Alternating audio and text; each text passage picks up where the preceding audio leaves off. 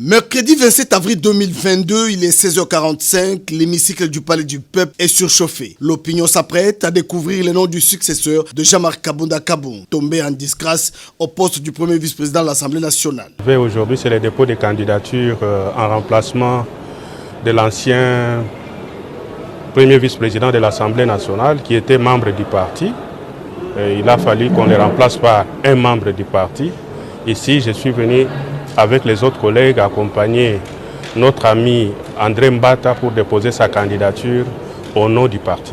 Il n'y avait aucun suspense pour l'élection du professeur André Mbata Betoukoumé Soumangou comme premier vice-président de l'Assemblée nationale. 16h45, l'ancien président de la commission politique, administrative et juridique de l'Assemblée nationale est élu, avec 402 voix en sa faveur comme numéro 2 de l'Assemblée nationale. Membre du parti au pouvoir, l'Union pour la démocratie et le progrès social, le professeur André Mbata Betoukoumé Soumangou succède à Jean-Marc Kaboun. Son entrée au bureau vient renforcer le pouvoir du président de la République sur la Chambre basse. Docteur en droit constitutionnel, président du PAJ, André Mbata Betoukoumé Soumangou a souvent été consulté au sein de la majorité au sujet des différents projets de loi et pour preuve, en mai 2021, le professeur André Mbata et quelques autres députés spécialistes en droit avait été mandaté par le président de l'Assemblée nationale, Christophe Mbosso Kodja, pour évaluer la faisabilité de la très polémique loi Tchani qui prévoit de verrouiller l'accès à la magistrature suprême aux seuls citoyens nés de mère et de père. Le problème, Christian, c'est que beaucoup de gens ne connaissent pas les textes. C'est ça le problème.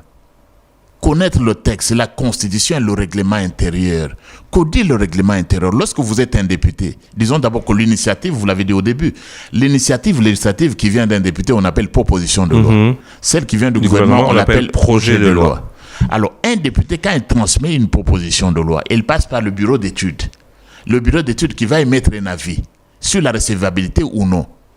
Le bureau d'études peut également faire des recommandations pour dire que si cette proposition, si vous voulez, monsieur honorable député, que votre proposition passe, retouchez tel et tel point pour l'améliorer. Cela a été fait sur cette proposition-là? Alors, si quelqu'un va, il retravaille son texte, il revient, le bureau d'études, conformément au règlement d'intérieur, peut déclarer cette proposition-là recevable. Cela a été fait sur cette proposition de loi? Bon, il est inscrit au calendrier. Ce jeudi 27 avril 2023, voilà 365 jours qu'André Mbata siège au bureau de l'Assemblée nationale. 365 jours de travail acharné, 365 jours de dévotion et de ferveur. 365 jours au service d'une population dont les attentes pour l'amélioration du social restent immenses. Bon, je crois qu'il faut profiter de cette occasion pour exprimer ma gratitude d'abord au président de la République et son Excellence Félix Antoine Tshisekedi Tshilombo, président de la République, chef de l'État, parce qu'on ne pouvait pas occuper ce poste sans avoir la confiance du chef de l'État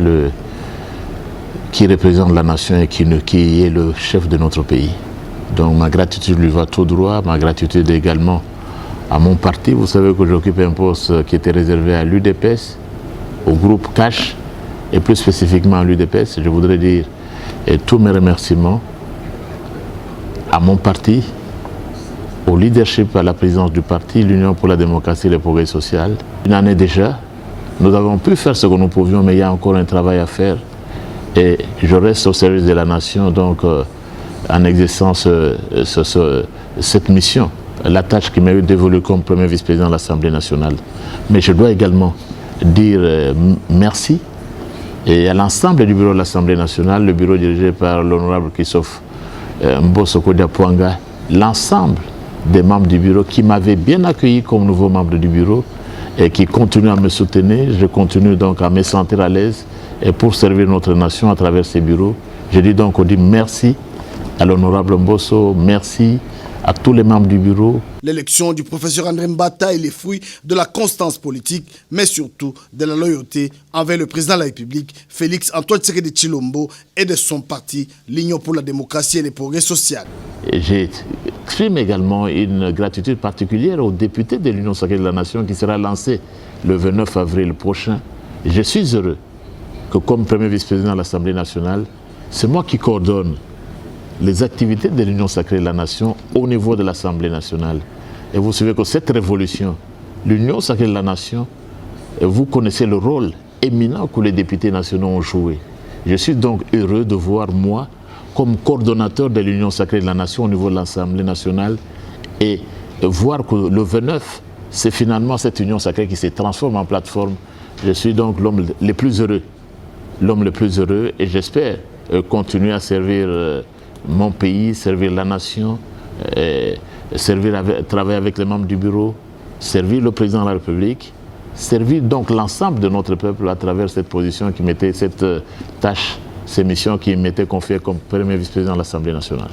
Une fois élu, le professeur André Mbata annonce ses couleurs lors d'une conférence de presse à l'hémicycle du Palais du Peuple. Le numéro 2 de l'Assemblée nationale fixe l'opinion sur les innovations de la proposition de loi électorale sous examen. Diplomatie parlementaire en marche sous le leadership éclairé de Christophe Mbosso Koudia, le premier vice-président de l'Assemblée nationale, le professeur André Mbata Betoukoumessou, pour son premier voyage officiel en tant que numéro 2 de l'Assemblée nationale, choisit le Maroc pour porter la voix de la République démocratique du Congo. 11e session du Parlement panafricain, les travaux ont été ouverts et clôturés le 2 septembre 2022 en Afrique du Sud. L'Assemblée nationale a été représentée à ses assises par le premier vice-président de l'Assemblée nationale, le professeur André Mbata Betoukoumessou Mangou.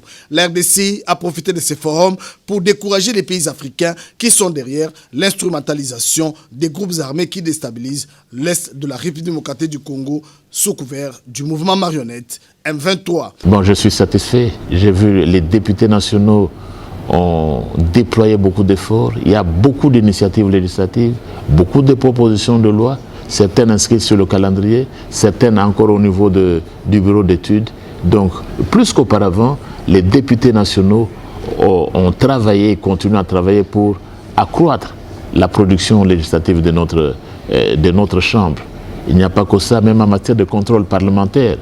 Les députés nationaux, membres de cette législature, continuent à faire un travail impeccable en ce qui concerne le contrôle. Tout cela, l'objectif, c'est lequel? C'est servir notre peuple et le peuple d'abord, comme l'a toujours dit le président Félix Antoine Tshisekedi Tshilombo. Il n'y a pas que ça.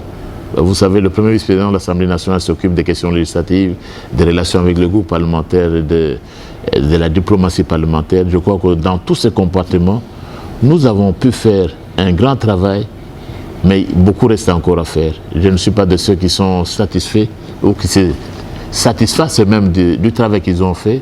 Je crois qu'il y a encore des défis et que nous devons surmonter. Nous ne sommes pas encore arrivés à la fin de notre mandature. Il reste encore quelques mois avant les élections.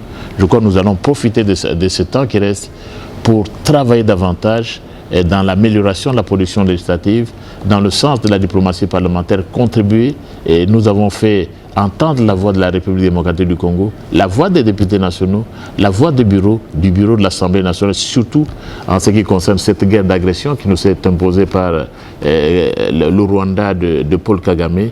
La voix du Congo se fait entendre, évidemment, à la suite de celle du président de la République, Félix Antoine Tshisekedi Tshilombo.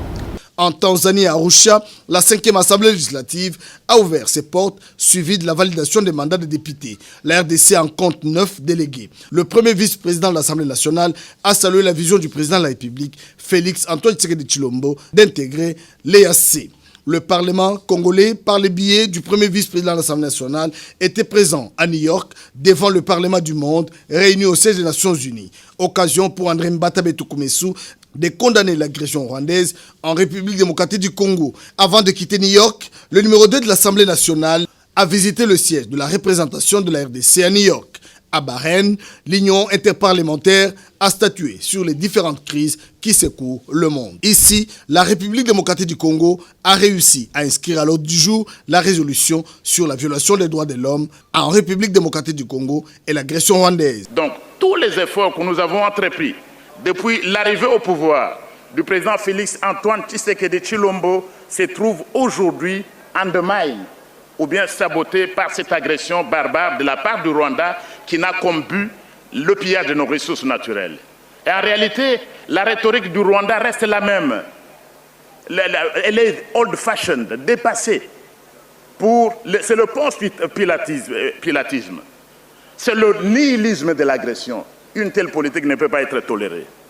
Monsieur le Président, Il est inconcevable que les parlementaires du monde entier, ici réunis, prétendent être opposés à l'agression contre l'Ukraine et pourtant voter contre ou s'abstenir quand il s'agit de l'agression rwandaise de la RDC. C'est inconcevable que les parlementaires du monde entier réunis à Bahreïn prétendent lutter pour les droits de l'homme et qu'ils ferment les yeux sur les violations massives dont les femmes et les enfants sont victimes en République démocratique du Congo. Après Bahreïn, dans le cadre de la diplomatie parlementaire, le professeur André Batabe Toukoumessou était au Soudan du Sud, à la 14e conférence de la Conférence internationale pour la région des Grands Lacs. À Djouba, la charte de l'Union africaine a été évoquée dans le cadre de la protection des frontières. C'est à Abidjan, capitale de la Côte d'Ivoire, que les parlementaires de l'espace francophone s'étaient réunis pour la 14e conférence. On le retiendra, l'intercation entre la RDC et le Rwanda par rapport à la crise qui secoue l'Est de la République démocratique du Congo. Est-ce que ce qui se passe là et qu'on laisse passer, est-ce que c'est une motion d'ordre ou de procédure? Monsieur le Président, Madame et Monsieur le parlementaire. Là, c'est déjà du désordre. Une motion d'ordre, on sait c'est une motion de procédure. Est-ce que ça, c'est une motion de procédure dans une assemblée? La diplomatie parlementaire se porte bien et la voix de la RDC résonne partout dans le monde. Une année, c'est aussi la politique.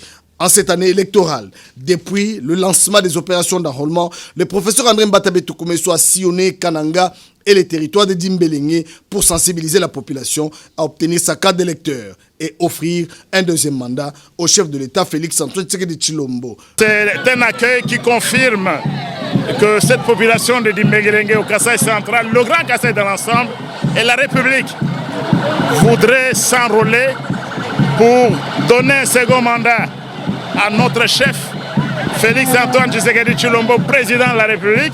Et vous pouvez le voir, il est déjà réélu. Toute cette population derrière moi est donc satisfaite.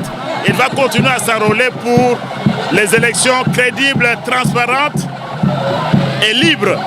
Et comme vous le savez, elles seront gagnées par Félix Antoine Tshisekedi Tshilombo, président de la République, avec une majorité confortable au Parlement et dans les assemblées provinciales. Lui-même a prêché par l'exemple. Homme des médias, le professeur André Mbata est revenu plusieurs fois sur les antennes de la radio-télévision nationale congolaise et des Top Congo sur les différents sujets de l'actualité. Depuis son bureau, des rencontres avec les ambassadeurs pour discuter de la création des groupes d'amitié avec les pays partenaires de la République démocratique du Congo. D'Embouela Lodge, en passant par le Kasaï, le travail a été bien fait.